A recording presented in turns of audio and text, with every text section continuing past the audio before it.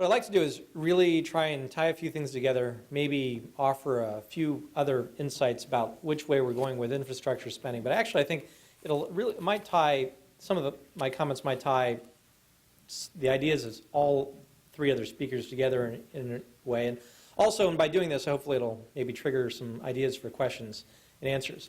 But I think what I want to do, because I've been focusing so much on the infrastructure side and the transportation side for the last 3 years at this point, is pick up on something that Alan talked about in giving some of the history of the interstate highway system.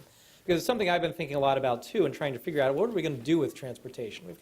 It's a huge issue. I mean, I teach urban economics, and what we do is almost most of the class we're talking about the importance of minimizing transportation costs, because that's what can drive a lot of productivity and helps create cities.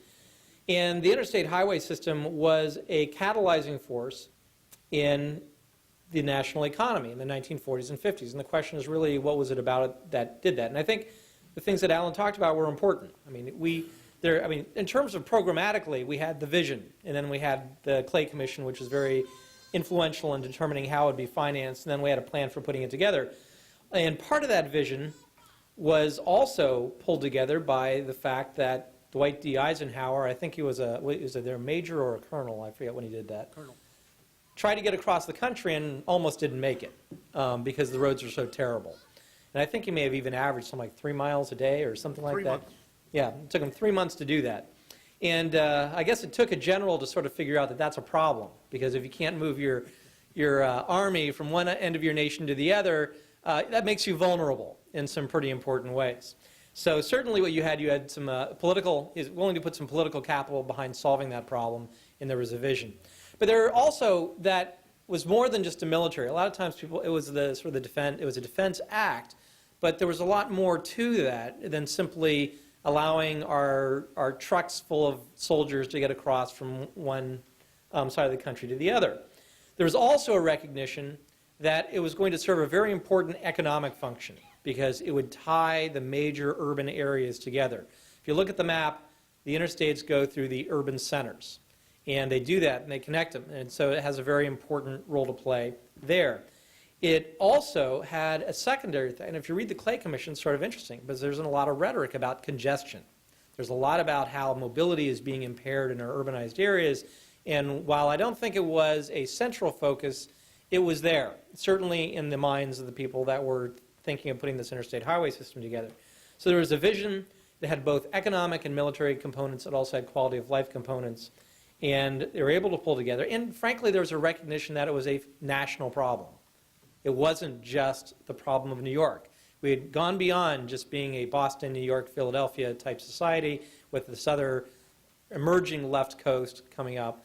But this was a national problem. We had to knit the Northeast, Midwest, Plains, West Coast, and South together. And so what Alan raised was this question of, well, and it took 20 years for that to get together. And Alan raised the question is, maybe that's what it takes, probably longer now, to get that vision. However, I question whether that vision can even be created at all at this point, because I'm not convinced that we have anywhere near that kind of national consensus that there is a unifying national purpose behind transportation policy. And I think Tom Bogart later might be talking a little bit about this when he talks about urban sprawl. I'm going to, maybe not, but if he doesn't, I'll just sort of put it out. But I think as an urban economist, the way I look at our economy now, I don't think of it as a national economy. I think of it as an economy that consists of numerous metropolitan economies which compete on a global scale. Tom uses in his book the idea of trading places, which he had a great textbook, which I wish he would update at some point so I could use that. But and where it essentially lays out, which I think is an incredibly compelling idea, that cities grow and they die based on their ability to trade, to provide a service that other people are willing to pay for. Now what that does, though, is in terms of our transportation system and network, is it really creates a very different environment in which we're trying to make decisions about investments. And transportation investments are not short-term investments. We're talking about things that will last 30, 50 years or more. So I don't think we have that vision. I don't think we're going to get it back. And we've got these, but we also have these two elements. So as the economic impact of knitting all of these urban areas together that really got the interstate highway system together.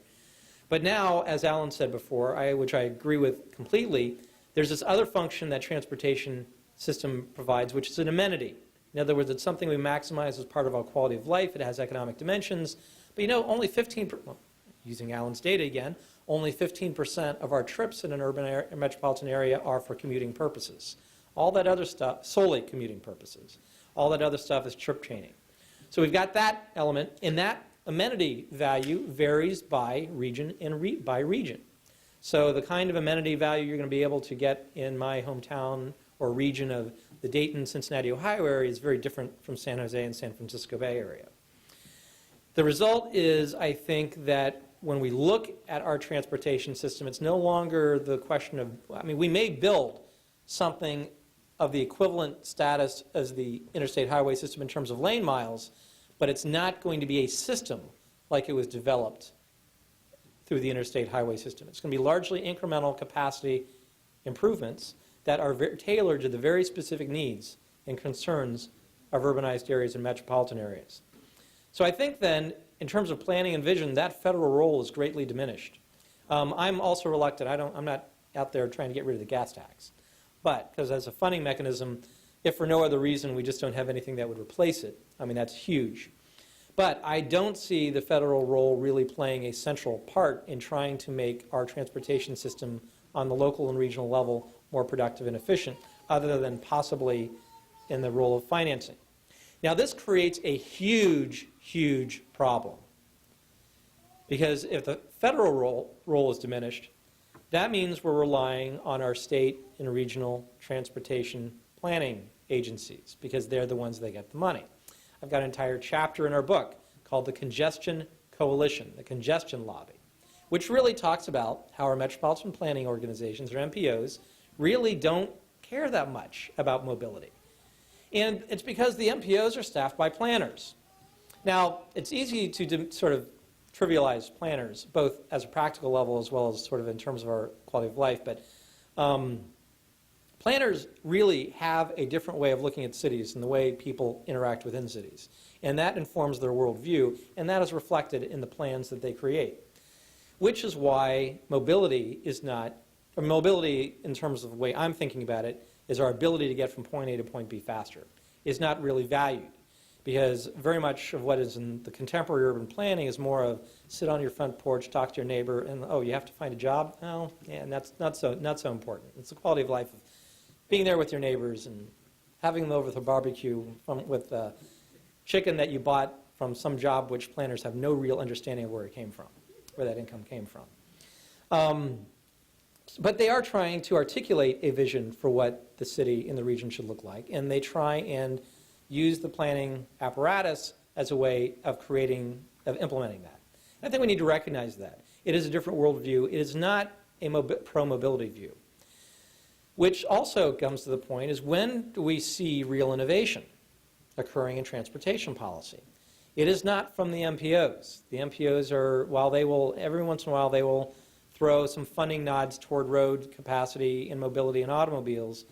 In most cases, they barely even fund what it would take to maintain the existing system and are not thinking at all creatively about trying to adapt to future needs. They do like transit quite a bit, and somehow they still think that in regions where 98% of all trips are by automobile, but they are earmarking just a third to 40% of their funds toward transit, that somehow transit is still not getting its fair share. But and I run into that all the time in lots of presentations. So where has the innovation occurred? Usually it has occurred when there's been somebody thinking outside the box. Texas is another state that we profiled. But for me, what was interesting about Texas is not so much that the governor put this in the front, it's that it was the business community in Houston that really put this on the agenda. A guy by the name of Michael Stevens, who we profiled. And essentially, Houston's interesting for a number of reasons. One is that Houston actually built roads at one point in the early 1990s, and you actually saw congestion begin to ease as a result of that. Sidebar, you also saw transit began to improve along those corridors as well. It's an interesting case of where sometimes transit can benefit from the improved mobility that comes from investment in roads. So I think that's worth investigating as well. But it came from Houston, from a business community that realized that they could not grow as an urban area if they continued to face the kinds of congestion that their businesses were struggling with on a day-to-day basis. So they rose up against the MPO in many ways. The MPO was not interested in addressing this. They were able to start increasing their investment in roads. By the way, then they stopped investing in roads. And actually, that's what got Michael Stevens ticked off. Michael Stevens actually thought transit was the solution when congestion started ticking up after they stopped investing in the road system. He got into it and realized transit was not the solution, that it was going to have to be a road-based solution. And then he motivated business community, which then eventually led to the Texas initiative in the Texas Business Council. I think it was the Texas Business Council, I've got my terms right. But what happened then is the governor got on board with it, the legislature got on board with it, and they decided that the MPOs were not going to solve the problem. So what they created were regional mobility authorities. These are independent organizations that are exactly, I mean, the beauty of it is that in the name is what their policy goal is, mobility. And so that is where you're getting the innovation. That's where you're getting real investments and planning for roads. And the regional mobility authorities are using their tolling authority to raise the funding to build that new capacity. And interestingly enough, I think it's worth pointing out also that as much as half of the lane miles that have been added in new capacity to our system, our limited access highway system, has been through tolling, financing, and tolling agencies. Then, of course, Ron's already talked about the taxing authority in Virginia, where they've got some interesting projects that are being developed there, too. Again, it's a question of creating the kind of focus through your policy instruments, but it's not going to be through the traditional MPO. The interests just are not aligned with the interests of customers. And so it's going to have to come through some independent mechanism. All right, so the bottom line here is that I think we're going to see increasingly that the states and metropolitan areas that really position themselves to use the latest innovation, use the latest technology to meet their transportation needs and enhance their system are going to be the most competitive. And I mean, imagine what would happen. A lot of people, and matter of fact, planners will say this to me. That's because I'm big on trying to get rid of congestion. Is well, Los Angeles is growing, Atlanta is growing. They've got all this congestion. So doesn't that show you that congestion's not a big problem? New York is the same thing. And the response is no. In fact, if anything, I mean, really the way we ought to be thinking about this, and Los Angeles is a really good example. What congestion does, and Alan alluded to this earlier, is that the longer it takes for you to connect workers and employees, it shrinks your labor pool. So for the most part, people don't want to travel more than 30 or 35 or maybe 40 minutes to get to their job. Congestion means that you have a smaller and smaller space in which you can search and look for a job and live. So it actually makes it smaller. The point then is that if you live in the San Fernando Valley, you're not going to look for a job or get a job that is south of the Santa Monica Mountains in the southern part of LA. You're also not going to look for a job on the east part of LA. That has dramatically limited the labor pool for someone who is locating in Los Angeles.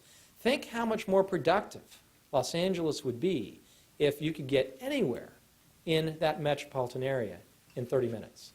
And you could tap into any labor pool anywhere in that metropolitan area. 12 million people, easily accessible and tapped into. Congestion prevents you from doing that. Now, fortunately, technology is beginning to help. I mean, I'm a telecommuter, so I work out of my home, so that's clearly a way that we're seeing that. And in the San Jose area, 4% of the folks telecommute, but it's still, we're based primarily on our road system. So the point here then is that we're going to need all the innovation and all the technology. We are probably going to have to develop new mechanisms for new policy instruments like regional mobility authorities to actually get it done. The other thing that we haven't talked about, which I think we really should be talking about a lot more, and this is also true not just for transportation infrastructure, but it's also true for almost any other public infrastructure utility, is the role pricing plays in this. We've talked mainly today about pricing as a way of, through tolls, as a way of financing infrastructure. But it really plays a far more important role than that. And when I'm talking about pricing, I'm not talking about London's congestion charge. Really, the way I look at London's congestion charge, it's not really a congestion charge. It's not charging, putting a fee on congestion. It's putting a fee on cars. It's just trying to reduce the number of cars and then generate revenue, which is then going to be fed into other modes of transportation, which include mass transit, which actually ends up being, for most people, mobility reducing, not mobility enhancing. Because you can no longer afford to go into central London, you still have your job in central London. Now it's going to take you longer to walk to the bus stop, get on the bus, get to the end point, and then walk to your job. So that's a mobility reducing impact. So what I'm talking about pricing, I'm talking about the dynamic pricing that we're seeing in the 91 Express lanes and other places, because what it allows us to do a couple of different things. One is it definitely allows us to finance new capacity, and that's critically important. But it also allows us to use those facilities a lot more efficiently. The 91 Express lanes have been able to accommodate, they haven't built more lane miles, but they are accommodating now 30% more traffic than they could when the lanes were first open. And the reason they can do that is because by dynamic pricing, they're able to spread out the traffic over a longer period of time so they can use that space more efficiently. So you can actually handle, not only do you create new capacity physically, but you're actually able to manage that capacity more effectively as well. And the key part of this, it's not just one road, but real dynamic pricing allows you to determine what should be provided, when, and where. It creates a willingness to pay criteria for where that new investment goes, and that is something that's lacking. And once you do that, then you can say, okay, if you're willing to pay X amount at this time, and that will cover the revenues, you know how to prioritize your transportation. And it actually creates a lot of transparency in the investment decision. It's no longer people sitting in smoke-filled rooms trying to decide which road is going to get it. And believe me, I have been on tons of roads that have been built way beyond the capacity needed to handle the traffic. But this creates accountability, it creates transparency. And not only that, a third important thing is that it also creates a sustainable mechanism for maintaining that facility. There is an interest in keeping road moving and flowing consistently and using the pricing system to do that. So the great thing about this is it creates new opportunities for the private sector to be involved in this. But the more important thing is it puts consumer desires really at the center of the entire infrastructure decision-making process. And I think that is a vast improvement over where we are today. And it's also something that is going to be much more effectively done, I think, on the local level, in the metropolitan level, than it can be done on the federal level. And I think all we have to do is sort of look at the earmarking fiasco that has been creeping up. I think 6,000 earmarks in the last bill, about 8% of the budget, if I remember right. But the point is not so much the amount, it's the trend line of what's going up. I think it's a great way that we can begin to sort of begin to reduce that. So I think that all of these things, both the public-private partnerships, tolling, all of these kinds of pricing mechanisms really do go a long way to creating the kind of transparency and accountability in major investments in infrastructure, either public or private, that is going to be necessary to keep cities competitive and also ensure that mobility remains a central goal, policy goal. Thank you.